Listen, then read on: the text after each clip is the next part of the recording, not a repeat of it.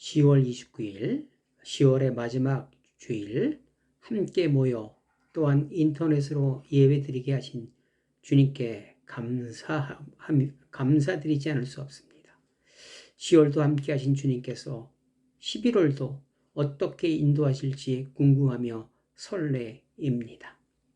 예배는 주님의 말씀을 듣고 한 주간 살아내는 것입니다. 말씀은 주님의 몫이고 살아내는 것은 저와 여러분의 몫입니다. 모이는 예배에서의 승리를 흩어지는 예배에서의 승리로 이어지는 것이 종교개혁이며 저와 여러분이 해야 할 일입니다. 좋은 열매 만들어내시기를 부탁을 드리겠습니다. 기도하시겠습니다. 사랑의 하나님 감사를 드립니다. 죄악의 길로 달려가는 우리를 위하여 졸지도 주무시지도 아니하시며 생명의 길로 인도하시니 그 크신 사랑 무엇으로 갚을 수 있겠습니까? 조금이나마 듣고 행하는 삶으로 보답하게 하옵소서. 오늘 주시는 말씀에 순종하기 어렵지만 살아내게 하옵소서. 감사하며 예수 그리스도의 이름으로 기도드리옵나이다. 아멘.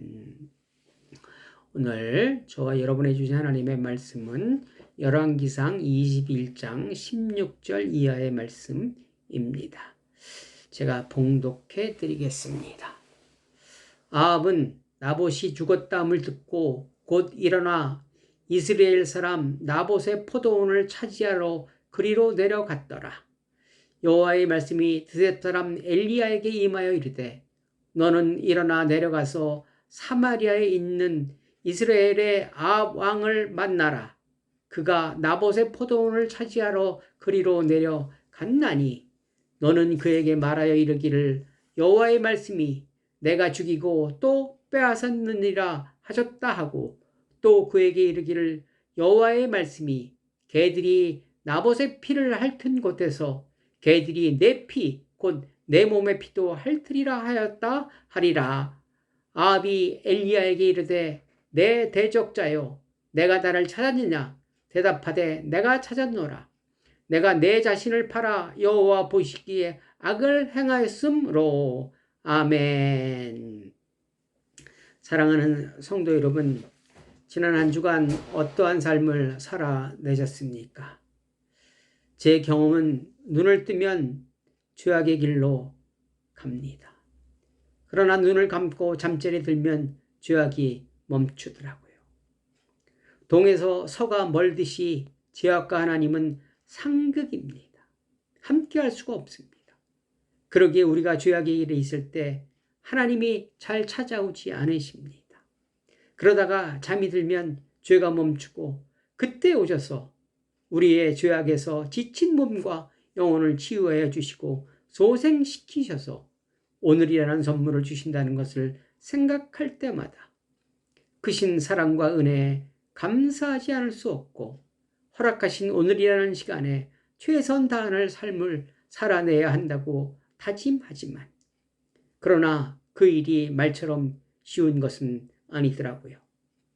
지난 한 주간 오늘이라는 시간에 어떠한 삶을 살아내셨는지 다시 한번 되짚어보는 복된 시간 되었으면 좋겠습니다. 오늘 본문은 여러분들이 잘 아시는 아합과 나봇의 이야기이지요. 아합은 왕이었고 나봇은 하나님의 말씀대로 살아내려고 몸부림치는 평범한 시민이었습니다. 아합은 나봇의 포도원을 욕심이 있었습니다. 갖고 싶었습니다. 그런데 나봇이 안 판다고 하니까 나봇의 반대로 뜻을 이루지 못하니까 좌불안석이 되었습니다. 감히 내 명령을 거부해? 이거 괘씸하네. 이런 생각도 했을 것입니다. 아내가 좌불안석인 아합에게 왜 그러냐고 물으니까 이러이러해서 이렇게 됐다고 이사벨에게 이야기했지요. 그랬더니만 이사벨이 각본을 만들기 시작했습니다. 그래서 아합 왕의 욕심대로 아합 왕의 소견대로 이루어지게 한 사건입니다. 여기서 이세벨이 우리가 주의해야 될 점이 주의 있게 좀 보아야 할 것이 모든 각색과 각본을 이세벨이 했지요. 거짓 증인 두 사람을 만들었고 나봇을 재판에 회부하여 땅을 빼앗는 것이 아닌 생명을 빼앗는 잔인한 조작을 꾸민 것입니다. 또 12절에 보니까 나봇을 백성 가운데 높이 앉히매 그랬습니다. 어떤 의미일까요? 나봇을 존중해서 상석에 앉힌 것이 아니라 백성들이 가장 잘 보이는 곳에 앉혔다는 의미입니다. 고도의 치밀한 계획이었습니다. 사람이 어디까지 악한지를 보여주고 있습니다. 자신의 욕망을 위해서는 말입니다. 그리고 나봇이 하나님과 왕을 저주했다는 누명을 뒤집어 씌운 후 돌로 쳐 죽였지요. 신명기 19장에 율법을 완벽하게 갖추었고 증인이었던 사람들이 먼저 돌로 치기 시작했을 것입니다. 불량자 두 사람을 매수했잖아요. 그런 사람들은 어떤 일도 할 수 있는 사람들이었겠지요. 완벽한 시나리오와 착오 없는 실행으로 자신의 욕망을 이루었습니다. 반면에 이 사건에 대해서 아합은 어떠한 일을 했나요? 아합은 증인도 매수하지 않았고 재판에 참여하지도 않았습니다. 그렇죠? 단지 포도원을 갖지 못하게 되었다고 표정만 지었을 뿐입니다. 남편의 신기가 불편하니 아내인 이세벨이 자진해서 알아서 처리한 것입니다. 모든 죄는 이세벨에게 있지 아합에게는 없었습니다. 아합을 처벌할 제목이 없는 완전 범죄였습니다. 요즘 이런 일이 참 많이 일어납니다. 윗선의 표정에, 윗선의 마음에 따라서 아래 사람들이 소위 알아서 기는 일이 비일비재합니다. 그것이 불법인지를 뻔히 알면서 말입니다. 그러다 사건이 터지면 책임은 전부 아래 사람이 지는, 난 안 했어, 난 모르는 일이야. 소위 꼬리 자르기. 몸통은 온데간데 없는 사건들을 참 많이 보고 있습니다. 오늘 본문이 우리들의 마음을 아프게 합니다. 사람들은 두 증인의 증언과 적법한 절차로 인하여 나봇이 죄가 있어서 자신의 죄값으로 당연히 죽은 것이라고 생각하고 있었을 것입니다.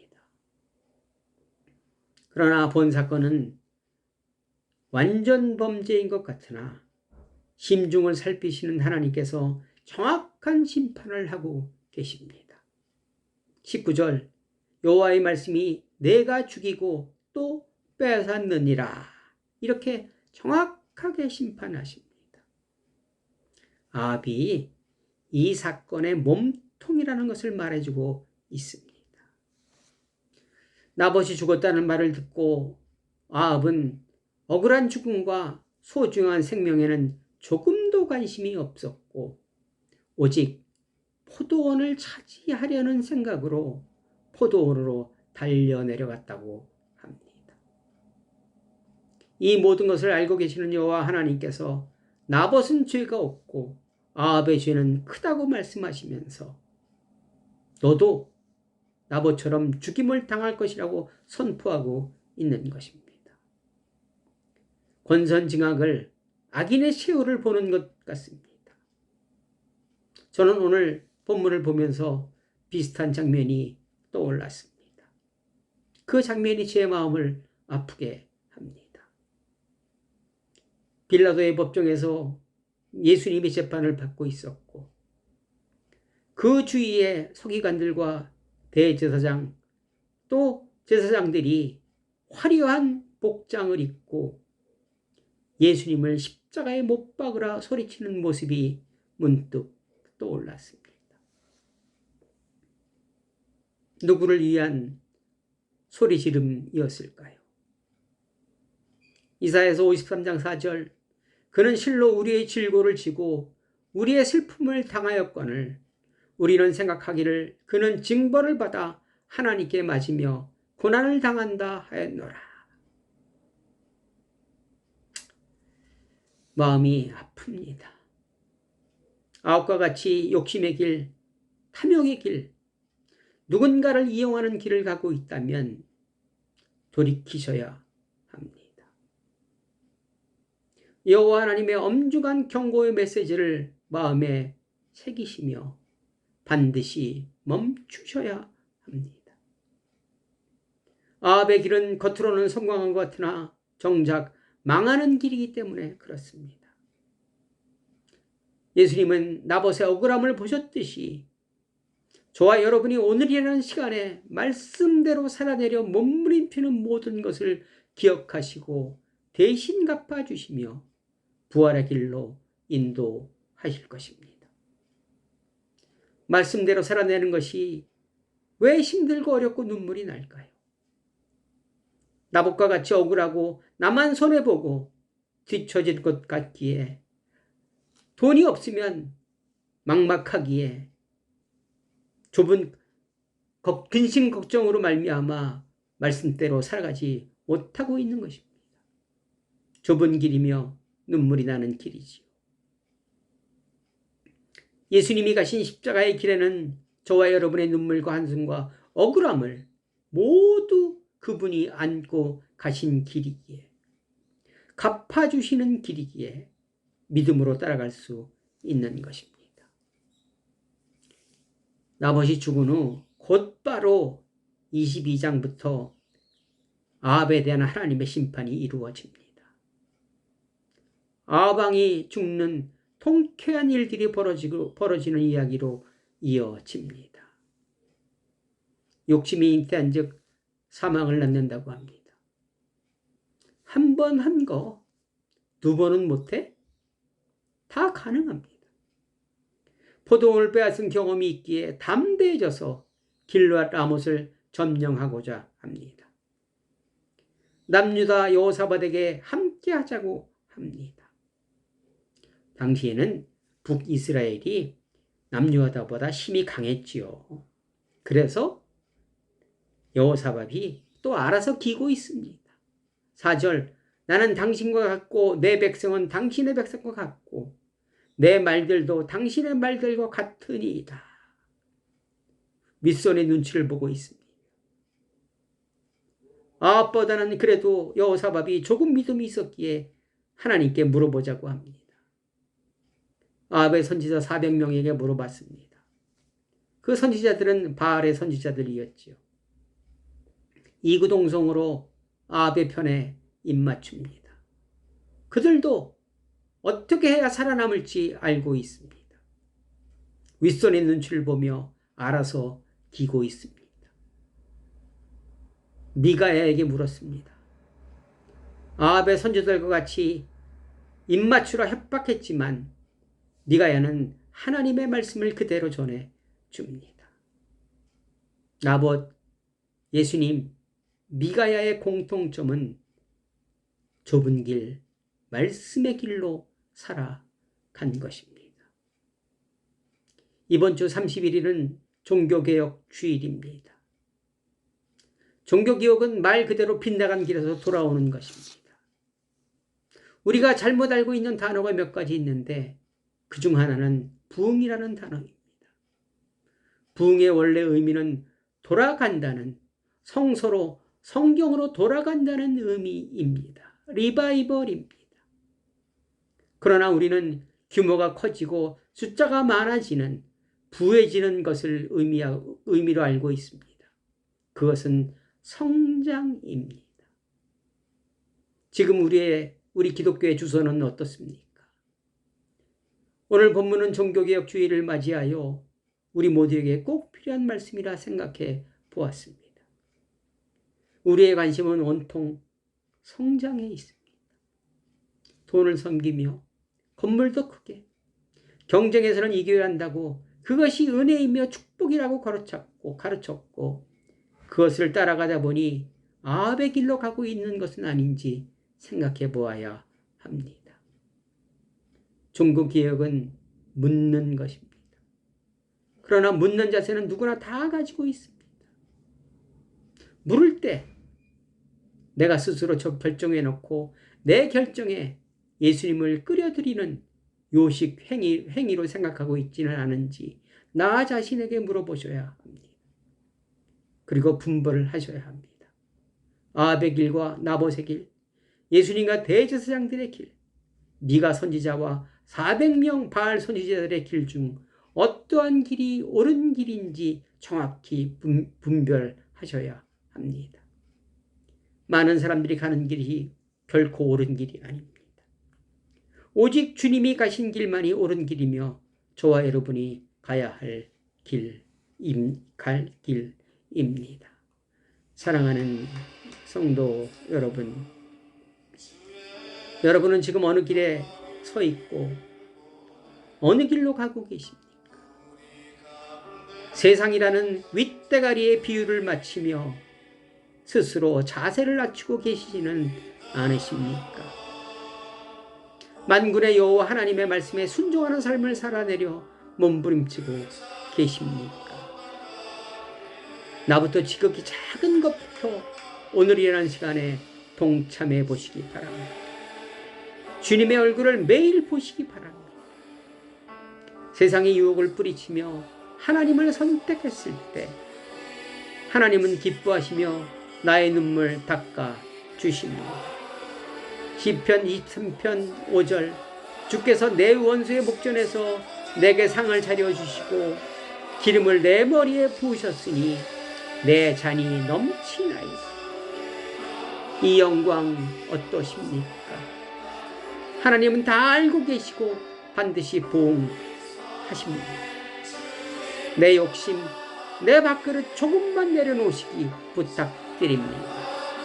그러나 결코 만만치 않은 길입니다.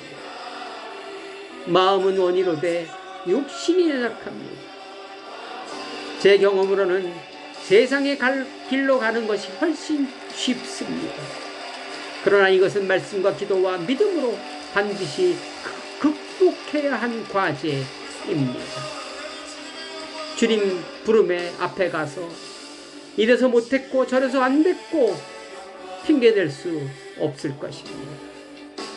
마태복음 5장 10절, 의를 위하여 박해를 받는 자는 복이 있나니 천국이 그들의 것입니다. 천국의 길은 내가 이웃을 위하여 살아내면 이웃이 나로 인하여 행복해지고 그로 인한 내가 받은 박해는 하나님께서 책임지고 갚아주시는 것입니다. 하나님의 아들 된 저와 여러분이 반드시 해야 할 일입니다. 아합이 완전 범죄를 하였으나 중심을 보신 것처럼 저와 여러분의 삶도 주님이 판단하십니다. 내가 생각하기에 옳은 길이라 판단하고 실행했지만 주님의 판단은 다를 수 있다는 사실 꼭 기억하시고 묻고 듣고 행하시는 종교개혁에 내가 먼저 앞장서 주시기 바랍니다. 주님 앞에서 완전 범죄는 있을 수 없습니다. 오직 주님의 길만이 옳은 길입니다. 기도하시겠습니다. 사랑의 하나님, 감사를 드립니다. 말씀을 통하여 주님의 길로 인도하시니 따라갈 수 있는 판단과 용기 허락하여 주옵소서. 언제나 내 곁에 함께 계신다는 사실 꼭 기억하고 내 행함에 조심 또 조심하게 하옵소서. 이제는 우리 구주 예수 그리스도의 은혜와 아버지 하나님의 극진하신 사랑과 성령님의 교통하심이 지금부터 영원까지 함께하기를 간절히 축원하옵나이다. 아멘. 여러분 감사합니다. 10월 잘 마무리하시고 11월에 또 뵙겠습니다. 여러분 사랑합니다. 사랑합니다. 사랑합니다. 감사합니다.